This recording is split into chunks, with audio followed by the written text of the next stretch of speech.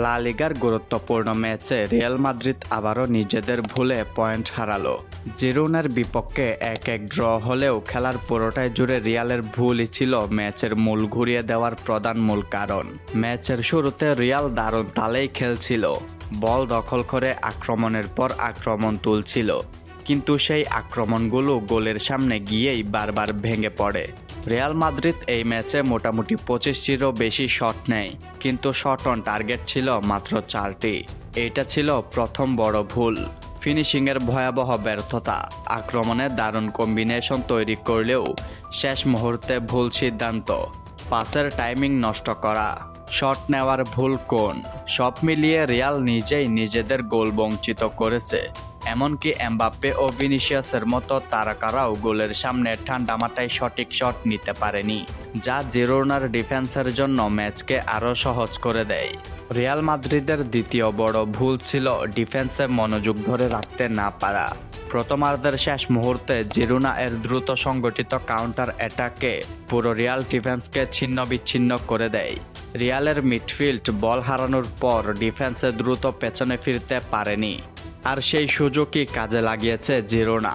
আজের দিন ওয়ানহি জালে বল পাঠিয়ে জিরোনাকে লিড এনে দেয়। এই গোলটি শুধু প্রথমার্ধ নয়, পুরো ম্যাচের গতিপথই বদলে দেয়। রিয়াল মাদ্রিদের খেলোয়াড়দের মনোযোগে স্পষ্ট ভাঙ্গন দেখা যায়, যেখানে ম্যাচের সবচেয়ে গুরুত্বপূর্ণ সময়ে রক্ষণভাগ ছিল বিশৃঙ্খল ও সিদ্ধান্তহীন। তৃতীয় ভুল ছিল বার এর পরিস্থিতি ঠিকমতো হ্যান্ডেল করতে না পারা। রিয়াল মাদ্রিদ দ্বিতীয়ার্ধে একটি গোল করেছিল, যা তাদের ম্যাচে এগিয়ে দেওয়ার মতো গুরুত্বপূর্ণ মুহূর্ত হতে পারত, কিন্তু রেফারি ও বার চেকের পর সেটি বাতিল হয়ে যায় হ্যান্ডবলের কারণে।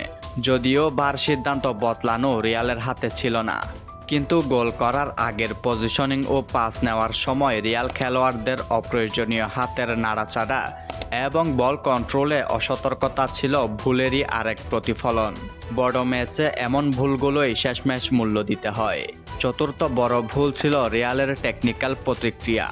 গোল খেয়ে ম্যাচে ফেরার পরিকল্পনা।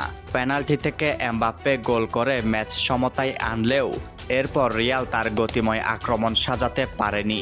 উইং থেকে আসা বলগুলো সঠিকভাবে বক্সে পৌঁছায়নি, মিডফিল্ডে বারবার হোঁচট খেয়েছে, আর জিরোনা নিজেদের অর্ধে ডিফেন্সিভ ব্লক সাজিয়ে দাঁড়িয়ে থাকা অবস্থায় রিয়াল কোনো ক্রিয়েটিভ সমাধান খুঁজে পায়নি।